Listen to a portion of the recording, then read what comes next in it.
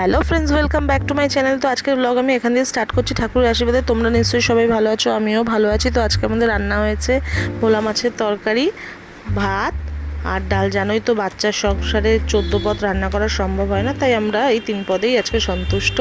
এদিকে ঘুম থেকে উঠে দেখি অবিরাম বৃষ্টি হচ্ছে বাইরে, কি বলবো, চারিদিক দেখেছো। এদিকে পুজোর প্যান্ডেলও বন্ধ বৃষ্টির জন্য, আকাশও লাল হয়ে আছে। জানি না আজ সারা রাত কি হবে, বুঝতে পারছি না। বৃষ্টিতে বন্যা ঠন্যা হয়ে যাবে নাকি তাও বুঝতে পারছি না। তোমাদের ওখানে কি বৃষ্টি হচ্ছে? দেখো চারিদিক কিছু দেখা যাচ্ছে না, এত বৃষ্টি হচ্ছে। আর এদিকে আমার মনটা করছিল একটু চপ হলে খুব ভালো হতো বৃষ্টির দিনে। তো বলতে না বলতে আমার শ্বশুরমশাই ঠিক আমার মনের কথা শুনে নিয়ে এদিকে চপ নিয়ে চলে এসছে।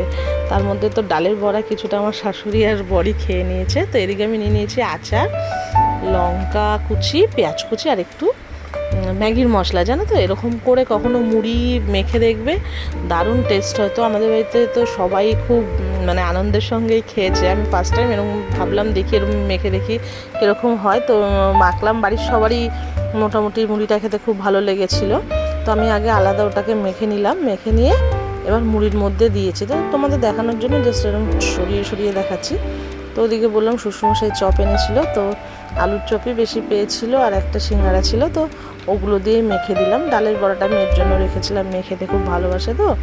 তো এদিকে আমি চপগুলো চটকে ছিঁড়ে নিয়ে মুড়ির সঙ্গে মাখছি। আর এর মধ্যে যদি একটু ধনেপাতা হতো না, দুর্দান্ত ব্যাপারটা হতো। তো ধনেপাতা ঘরে ছিল না বলে আমি আর ধনেপাতা দিইনি। তো এবার আমি মেখে নিয়ে সবাইকে দেব। তো সবাই বলে আমি নাকি খুব সুন্দর মুড়ি মাখি। জানি না আমি কত সুন্দর মুড়ি মাখি, তবে আমার ছোটোবেলা থেকেই মুড়িটা ভালো লাগে। তো সবাই বলে আমাকেই মুড়ি মাখতে। তো চলো আমি এখন মুড়িটা খেয়ে নিই। আজকের ভিডিও এই পর্যন্তই। ভালো লাগলে প্লিজ আমার চ্যানেলটা সাবস্ক্রাইব করে দিও, লাইক করে দিও, কমেন্ট করে দিও। Tata, by.